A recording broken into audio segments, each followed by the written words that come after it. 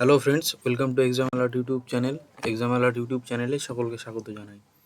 তো বন্ধুরা, আজকে আমরা আলোচনা করব ডাব্লিউবিএসএসসি গ্রুপ সি এবং গ্রুপ ডি এর রেজাল্ট এবং স্কোর কার্ড, এই দুটো নিয়ে বর্তমানে খুব কনফিউশন ছড়িয়েছে এবং কবে কি দেবে, কবে রেজাল্ট দেবে এবং কবে স্কোর কার্ড দেবে।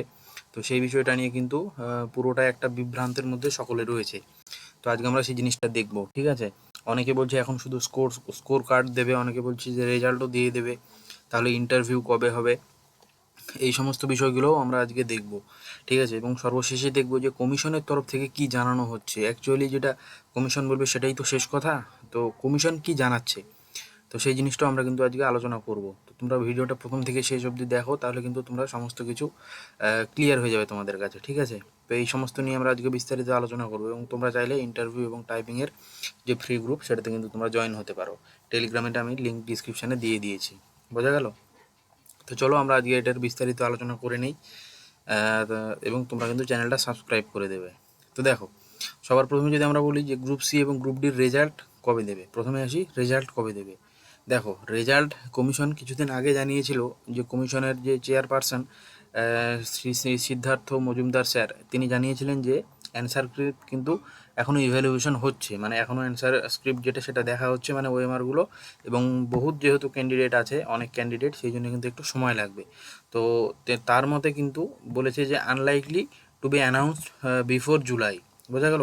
তো বিফোর জুলাই মানে জুলাইয়ের আগে কিংবা জুলাই মাসের একদম শেষের দিকে বা প্রথমের দিকে কিন্তু আমাদের গ্রুপ সি এবং গ্রুপ ডি যেটা অরিজিনাল রেজাল্ট, যেটা মেন রেজাল্ট, সেই রেজাল্টটা কিন্তু পাবলিশ হবে। এটা কিন্তু আমাদের সিদ্ধার্থ মজুমদার স্যার জানিয়েছেন, যিনি কিন্তু ডাব্লিউবিএসসির চেয়ারপারসন, বোঝা গেল। তো এই জিনিসটা নিয়ে আশা করি কনফিউশন শেষ হয়ে গিয়েছে যে রেজাল্ট কবে দেবে, বোঝা গেল। তো এবার যদিও বা সকলের মতে যে বলছে যে হয়ে গিয়েছে দেখা, তো সেদিক থেকেও যদি বিচার আমরা করি, তাহলেও কিন্তু রেজাল্ট যদি খুব তাড়াতাড়ি দেয়, তাহলেও কিন্তু মে মাসের সেকেন্ড উইক বা থার্ড উইক লেগে যাবে রেজাল্ট দিতে দিতে। তার আগে কিন্তু কোনো মতেই রেজাল্ট দেওয়া সম্ভব নয়, যে যতই বাতেলা করুক বা যে যতই কিছু করে ফেলুক, বোঝা গেল। খুব তাড়াতাড়ি হলেও কিন্তু মে মাসের সেকেন্ড বা থার্ড উইক তবেই রেজাল্ট কিন্তু দেবে। এবং যদি সেকেন্ড বা থার্ড উইকে রেজাল্ট দেয়, সেক্ষেত্রে আমাদের টাইপিং হচ্ছে কত, জুনের লাস্ট কিংবা জুলাইয়ের ফার্স্টের দিকে আমাদের টাইপিং এবং ইন্টারভিউ, গ্রুপ সির ক্ষেত্রে টাইপিং এবং গ্রুপ ডির ক্ষেত্রে যে ইন্টারভিউ সেটা কিন্তু হবে, বোঝা গেল। এবার দেখো, এখন কি শুধু স্কোর কার্ড দেবে? হ্যাঁ, এখন একমাত্র স্কোর কার্ড, যেটা কে কত পেয়েছে সেরকম একটা normal zone wise score card যেটা, সেটা কিন্তু পাবলিশ করে দেবে। তাও এখন না, সেটা কিন্তু ভোটের পরে যদি দেয়, তাহলে প্রথম দফায় যে ভোট আছে তার পরবর্তীতে দ্বিতীয় দফা ভোটের আগে দিতে পারে, এর মধ্যে কিন্তু দেবে না। আর যদি না দেয়, তাহলে কিন্তু ভোটের রেজাল্ট ডিক্লেয়ার হওয়ার পরেই স্কোর কার্ড দেবে।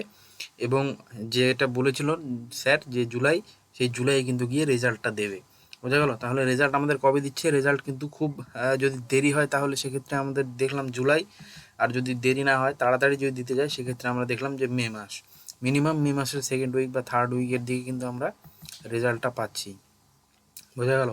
এবার আসি আমরা ইন্টারভিউ বলে দিলাম, যদি আমাদের রেজাল্ট মে মাসের সেকেন্ড বা থার্ড উইকের দিকে দেয়, সেক্ষেত্রে কিন্তু আমরা আশা করতে পারি জুনের শেষ বা জুলাইয়ের ফার্স্ট উইকের দিকে ইন্টারভিউ, সাথে কিন্তু টাইপিং টেস্টটাও ডাকা হতে পারে।